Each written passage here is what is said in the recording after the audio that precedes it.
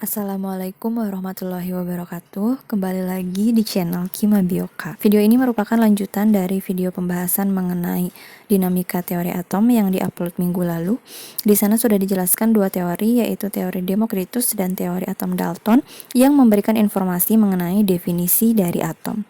Nah, sekarang teori-teori di sini yang akan kita bahas akan memberikan gambaran mengenai struktur atom itu sendiri. Oke. Untuk teori ketiga, yaitu teori atom Thomson, muncul pada tahun 1904.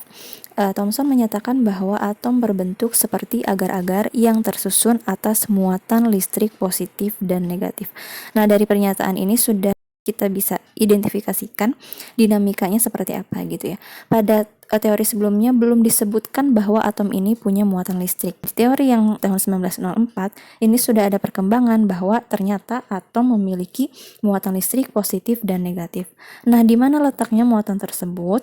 Thomson menyatakan bahwa proton tersebar merata dalam bulatan atom sedangkan elektron tertanam di dalamnya. Nah, ini adalah struktur yang digambarkan oleh Thomson. Biasa disebut dengan roti kismis karena mirip dengan roti bulat yang dipenuhi oleh kismis.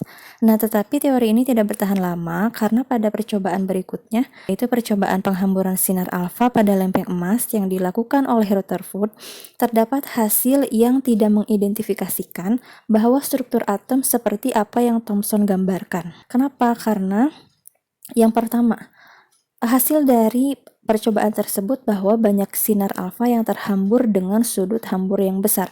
Ini tidak mungkin terjadi pada struktur atom yang dikemukakan oleh Thomson gitu. Jadi kalau struktur atomnya memang seperti yang dikemukakan oleh Thomson, hasilnya akan banyak sinar alfa yang bergerak lurus dengan sedikit pembelokan, bukan sinar alfanya terhambur dengan sudut hambur yang besar. Kemudian yang kedua, beberapa sinar alfa dipantulkan kembali. Ini menunjukkan bahwa terdapat medan listrik yang kuat di sekitar inti. Hal ini tidak sesuai dengan teori Thomson yang mengatakan bahwa proton tersebar merata dalam bulatan atom.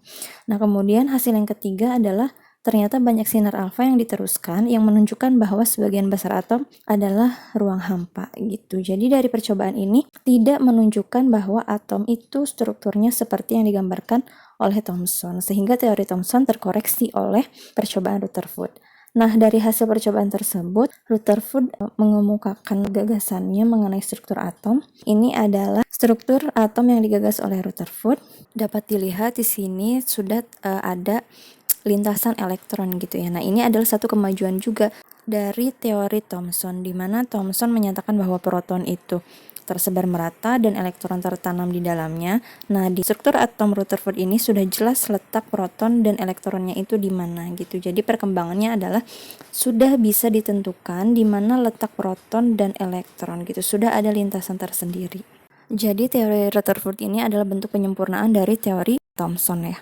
Nah, kemudian setelah munculnya teori ini, banyak para ahli yang bertanya-tanya bagaimana mungkin inti atom yang bermuatan positif dapat berdekatan dengan elektron yang bermuatan negatif, karena menurut teori termodinamika klasik, dalam keadaan diam apabila terjadi perbedaan muatan, akan ada tarik-menarik antar muatan-muatan tersebut, yang artinya elektron akan jatuh ke inti. Kemudian Rutherford merespon dengan menjawab bahwa elektron tidak akan jatuh ke inti karena adanya gaya sentrifugal yang akan membuat elektron terus bergerak. Tapi jawaban ini juga terbantah karena menurut hukum elektromagnetik, suatu partikel bermuatan yang terus bergerak akan memancarkan radiasi terus-menerus dan kecepatannya akan berkurang sehingga suatu saat elektron akan jatuh ke inti.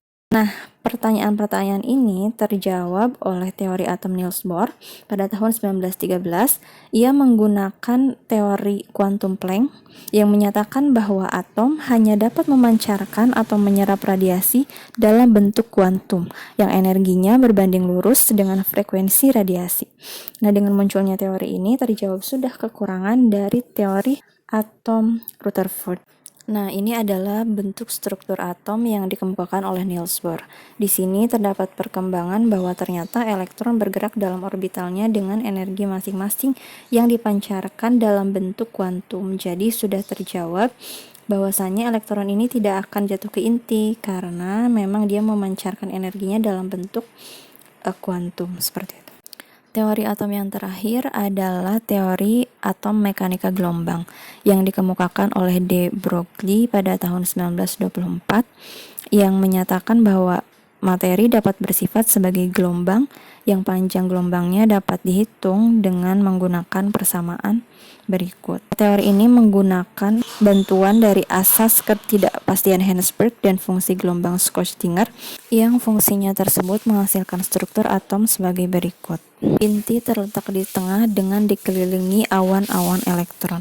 Sekian video kali ini mengenai dinamika teori atom. Untuk penjelasan yang lebih lengkap, silakan adik-adik bisa mengunjungi blognya Kima Bioka. Linknya akan kakak taruh di deskripsi. Terima kasih.